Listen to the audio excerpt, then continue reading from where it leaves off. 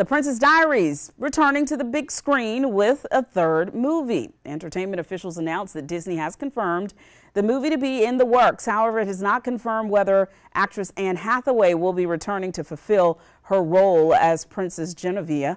Hathaway has shared before that she was pulling for a third movie with hopes that actress Julie Andrews, who played her on-screen godmother, would return as well. All right, from Princess Diaries to the Magic Kingdom itself. For the second time in 1 year, y'all, Disney is raising its prices for the Florida theme park about 12%. It starts next month. Visitors to the Magic Kingdom, Epcot, and other major attractions can now plan to pay from $100 to $189. $189 for one ticket for 1 day. That's the park hopper price now. Now, Christmas to New Year's will be the most expensive. This is the first time all 4 parks will be priced separately. Now, that means they're going to charge you more based on where you make your park reservation. So the most expensive will be to Magic Kingdom. The least expensive will be to Animal Kingdom. So they are now charging you more for those. They have also announced that they have increased the prices for their annual passes for all 4 tiers. And here's the crazy part. They're not even on sale right now. So Disney is now increasing prices on things you can't even buy. Wait, what? They have paused annual passes. Yeah. But they increased the price of annual passes. But you can't buy them. No, ma'am. No, you sure can't. So my guess is they're going to start selling them again soon. And let me say this, as a member of a military family, we go frequently because we get the great military tickets. For the first time ever, they have upped the price of the military tickets and they have given us blackout dates. And the military never had blackout dates. 365, you could go into the park anytime you wanted. You have to just buy the military ticket at your base. So like I go to Fort Jackson Travel Agency, Victory Travel, hey, my friends at Fort Jackson. Now there's blackout dates, and if you're military, you can't go during spring break, and you can't go during Thanksgiving and Christmas. What is up with Disney? It's shady boots. Why? Well, according to the most recent earnings call that they just did with their CEO, Bob Chapek, who people call Bob Paycheck because he takes your whole paycheck, the earnings fell short on Disney Plus, and they're trying to make up for revenue in the parks. Disney Plus is tanking, and they're trying to make up the money out of our pockets paying for our kids to go to Disney. I have a hard time believing Disney is not making money. Well, talk to Bob Chapek. I own Disney stock, and it went down heftily. It was like $120, and it went to like $180 or $87 in a day. Well, that's because they keep going up on the prices of tickets. Exactly. And now people can't even afford to go. Like, it doesn't make sense. If you want to make money, then you lower the ticket prices so you could get more people to go into the park. But $189, I mean, y'all, $189 for a day, that's a day during peak season for a park hopper pass. That's bananas. It's $200 just to get in the door. No food, no drinks, just to get in the door. Doesn't include travel, nope. Doesn't include lodging. And it doesn't include Lightning Lane that is now no longer free. They used to give you 3 fast passes, and now that's not free anymore. You have to pay for Lightning Lane. It's a lot. It's a lot, y'all. Stay with us. We're still free here. We are. Look at that. Efren's got to look at your forecast after the break.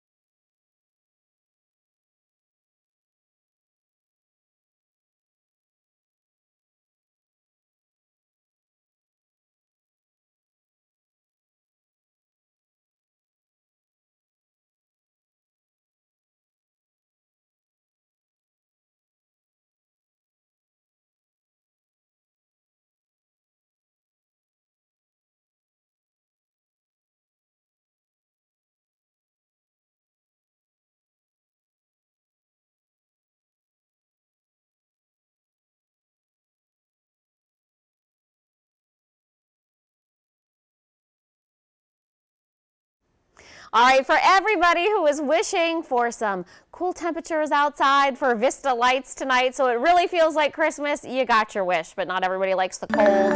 Let's check in with our friend, Chief Meteorologist Efren Afonte, to find out when things are going to warm up, or if they will, Efren. The big question, Andrew, is if, because like we have a lot of sunshine, but along the South Carolina shores, that's not the case. From the Grand Strand all the way down to the low country, they've been socked in with a lot of cloud coverage.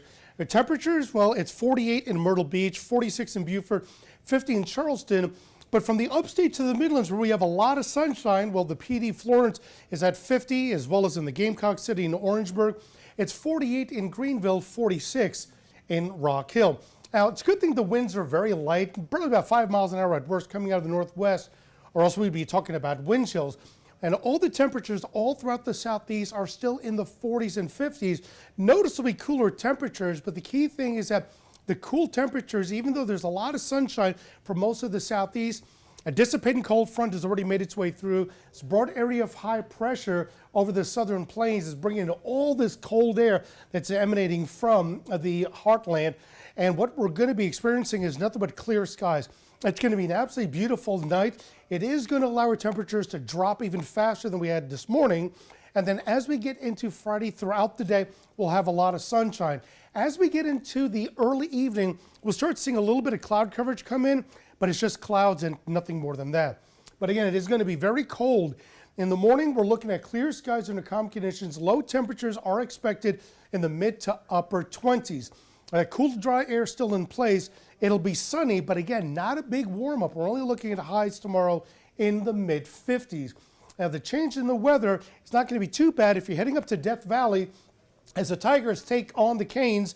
Well, kickoff at Memorial is at 3:30. Temperature around 54 degrees, but it will be in the low 30s when the game is done. Now, here in Columbia, we're looking at a high of 58 degrees on Saturday.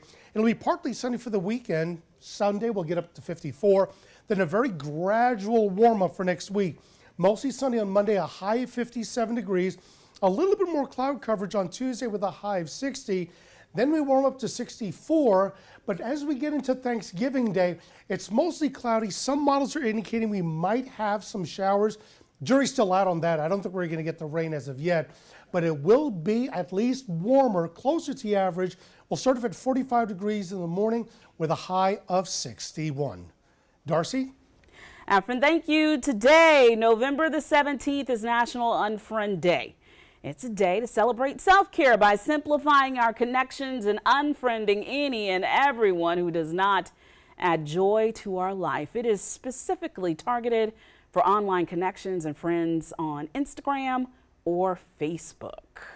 So that brings us to our question of the day. What is the one quality that is an absolute deal breaker for you when it comes to a friendship? Is it somebody who always flakes out on plans, or somebody that never texts you back, or somebody that's a bad listener, or somebody that is always trying to compete with you? Maybe somebody who's a liar. Listen, this list could go on and on, but tell us, what is a deal breaker for you? 803-776-9508. This is a text. Tell us where you are texting us from, and if you'd like to use an example of somebody that you X'd out of your life, then go ahead, but just don't give us a specific name. Right. We will change the names to protect the innocent for this question. Or the very guilty. We would change the names to protect the very guilty, because clearly if you took the time to text us, I believe you. And you still have hurt feelings, so I'm going to need you to get over it. If you're going to include the name, let it go, girl. Let it go at this point. But yeah, deal breakers. And you're right. That was a good list. People who are flaking on you, people who compete with you, people who need too much attention, people who don't text you back. At this rate, I wouldn't have any friends. Yeah. So I'm glad none of my friends think that that's a deal breaker. No, you're a good texter, but remember that. It takes me a minute, though. Wait a minute, remember that? It does take me a minute to get back.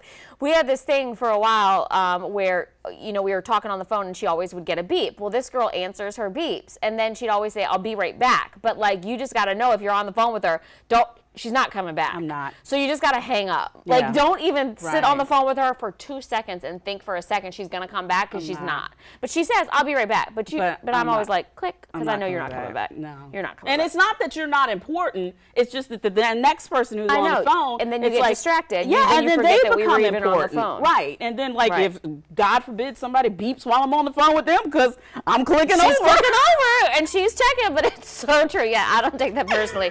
But you do text back. But yeah, if you're on the phone with her and she says, hang on, I got to beep, I'll be right back. No, she won't be. Just hang up. She won't be back. I'm not coming back. But she will be back after this commercial break.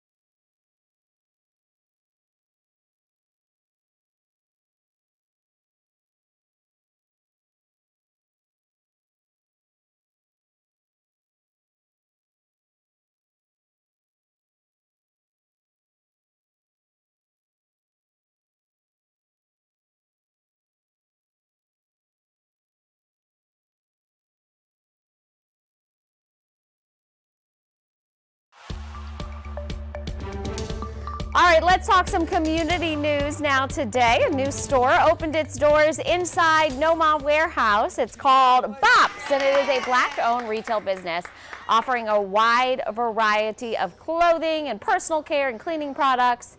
The founder and CEO is a client of Benedict College Women's Business Center, and earlier this year she won the pitch contest for Benedict's Creative Entrepreneur Virtual Series, talking about her future business venture that is now open for business.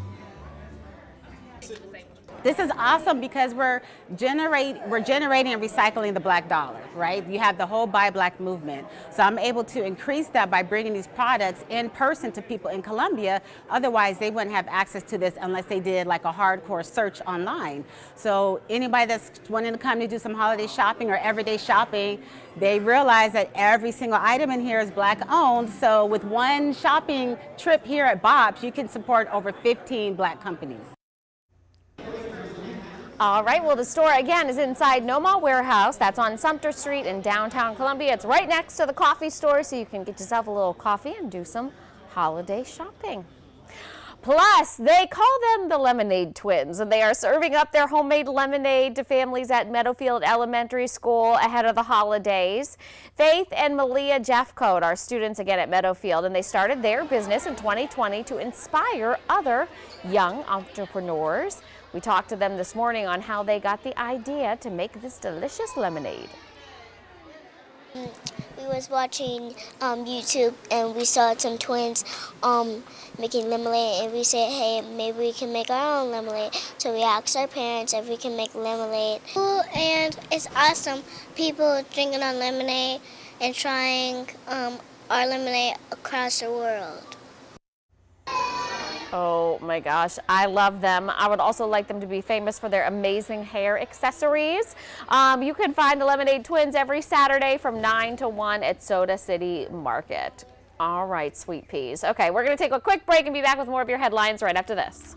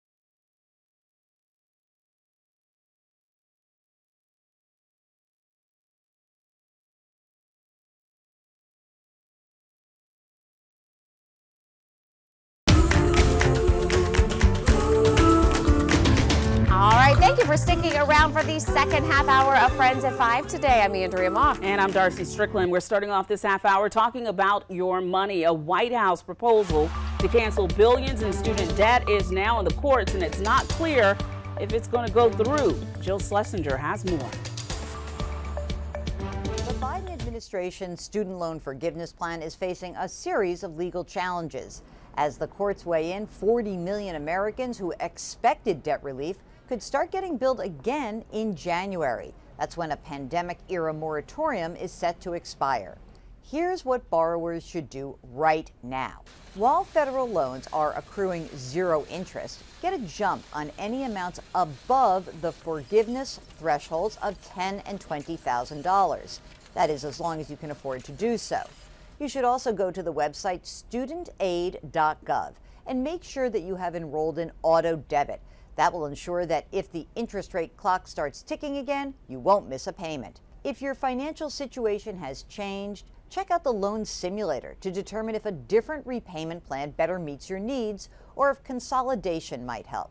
Finally, if you've already applied for loan forgiveness, the Department of Education will hold your application.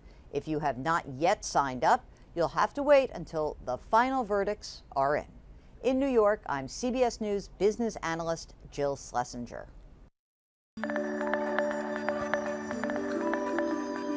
Well, good Thursday evening, Midlands. I'm Chief Meteorologist Efren Afonte, and if you notice this morning, it was just flat out cold. We started full with 34 degrees at Columbia Metropolitan Airport. Even with that sunshine, we only managed to reach a high of 53.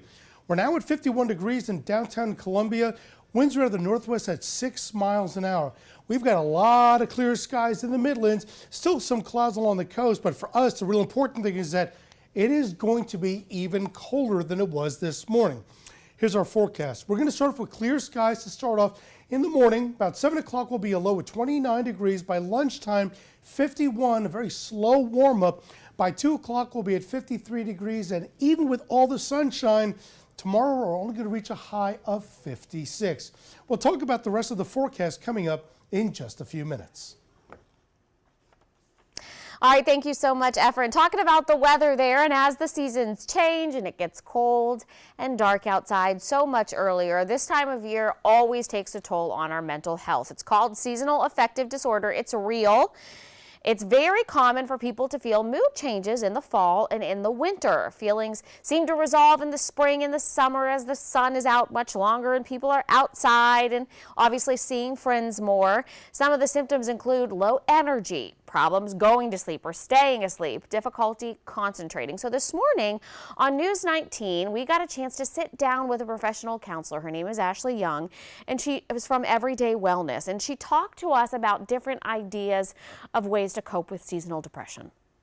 I think it's important to be reminded that community is helpful, having a supportive network to be able to share our feelings and our thoughts with. And if you don't have a trusted community or a support, there's also therapy. Seeking out someone that can walk alongside you to help reframe those thoughts, to help you validate and normalize your feelings, but more importantly, to feel heard and understood. Sometimes we just need room for our emotions to exist and someone to help us understand them. Now, she went on to tell us how important it is to get outside, take a walk in the sunshine, get vitamin D. She even said in a pinch, artificial light can actually help boost your mood as well on a gloomy day. So to see all of the conversation we had with her this morning, just look for this story at WLTX.com. A simple question by two fourth graders in Chapin has led to an ongoing project for the school and its students. News 19's Rachel Ripp explains.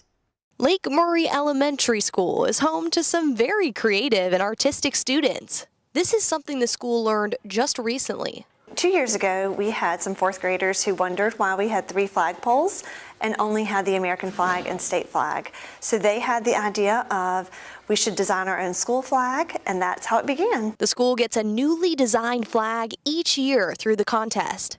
The oldest students get to be involved in creating their flag, and then everyone gets a vote on the favorite. Out of 50 initial entries, twin sisters Leah and Kara Tracy's flag ended up winning. There wasn't really many rules. We just had to design a flag and then hope it wins.